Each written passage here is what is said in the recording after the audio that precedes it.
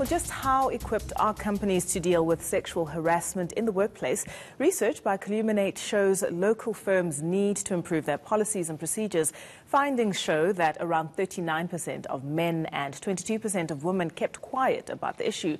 The research agency also found that 51% of companies don't have a clear policy. Joining me in studio now is the Commission for Gender Equalities, Mbuyise Lobweta, and Columinate's Alexander de Koning.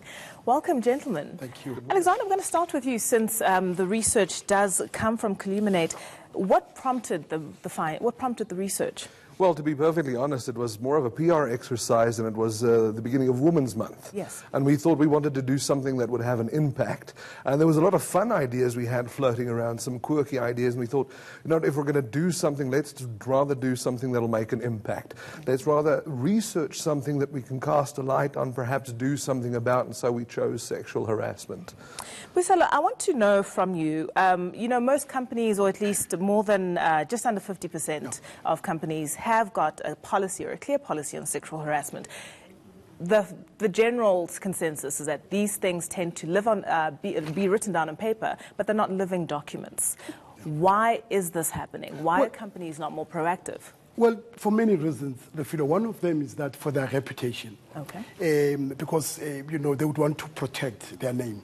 But also, secondly, and more importantly, the majority of people who are harassers, if you like, are men mostly in powerful positions. Yeah. So you would have what I call a male bonding session. So they would gang around. They would, not want their company to be, exposed. But even if people, like, they have these policies, but companies would be reluctant because then, for their bottom line, they would not want to be seen as people who harbor those that are harassing their employees. But also, it's mainly because the people that are at the cold face are those that are powerless. Absolutely. So we obviously see that gender disparity. Yeah. We see that there's a discrepancy between the number of men and women who step forward in instances of being sexually harassed. What are the power dynamics mostly found within instances? You've just said that people at the coalface of sexual harassment tend to be people that are disempowered and tend to be in the lower positions.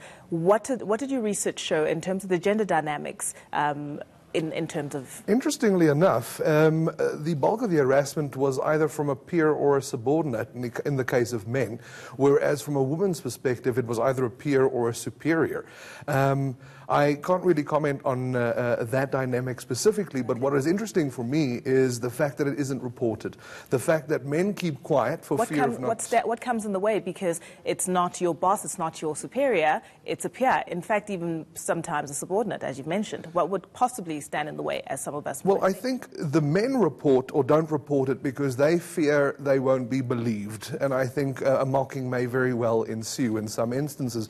Women don't report it because they don't think anything will come of it. They don't think anything will be done. So they just leave it up to chance, they leave it up to fate. This is something we'd obviously like to investigate a bit later in the year and see if any of these numbers have been influenced.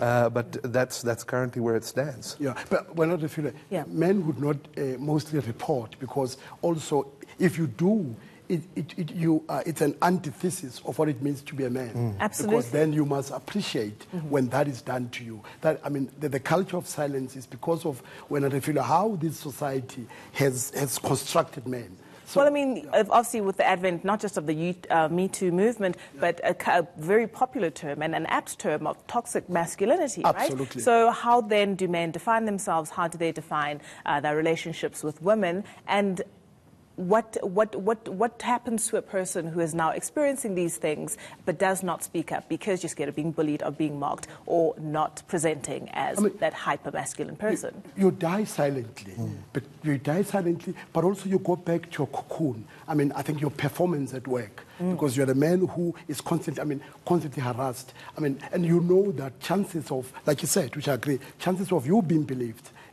are very slim or non-existent. But you also, to take it further, you would not want to risk that your peers, your friends, would want to talk about you. So when you come early morning, you actually dread going to work. You don't want, because and it affects your performance. Absolutely. So now, what are the probabilities that taking this out of the workplace into the criminal justice system, what are the probabilities that one is able to get better justice or better recourse? Is this feasible? Well, there are laws in the country, the Sexual Harassment Act, there are laws in the country in place. And how much joy do victims generally, or people reporting sexual harassment, how much joy do they tend to get from correctional services, from the justice? I don't think that we as a country has even exercised that option. More often than not, some people are not even aware that, look, it's actually a criminal act. Absolutely. That it's a criminal act that people must be prosecuted. So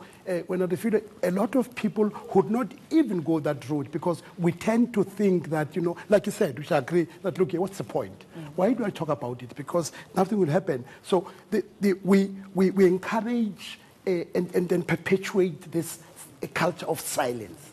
So now, trying to be more solution-orientated, how do we incentivize or even force companies and firms to be more proactive about, number one, taking their own sexual harassment policies seriously? Number two, for the 51% that doesn't have these policies, how do you make it something that they actually have to do and take seriously to create those policies and abide by them? That's a great question, because I believe a lot of these organizations don't have a policy in place. They literally wait for an event before they spring into action, and by the time that has happened, it's already too late, unfortunately. I would say it's part of your organizational due diligence. Just as much as you focus on the cash flow, you need to focus on the safety of your employees. Why? Because there's connection. If you're running a company, you're looking at the bottom line. Why should you worry about the safety of your employees? Because it's your employees that make that bottom line possible. They're ultimately the productive worker bees that you need to keep safe, motivated, morale up, etc. There's a bunch of other factors that obviously plugs into it.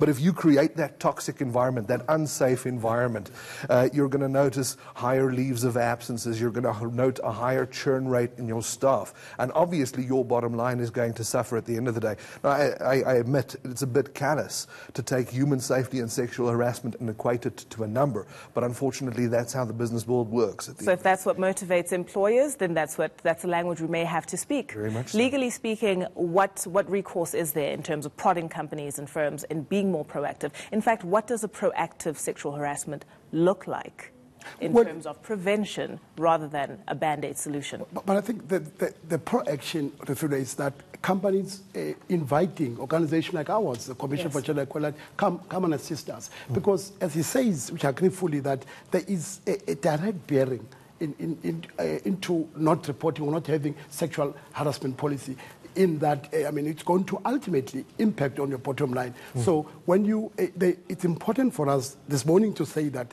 companies, there's something in it for you when you have these policies, but they should not gather dust. You know that the Employment Equity Commission would always come out and say, look, we don't think that when you punish them, because you see what companies do, they actually ring fence a certain amount. So less punitive approach to all of this. Gentlemen, thank you so much for your time. That was the Commission for Gender Equality's Mbuyiselo Botha and Columinate's Alexander de Kooning.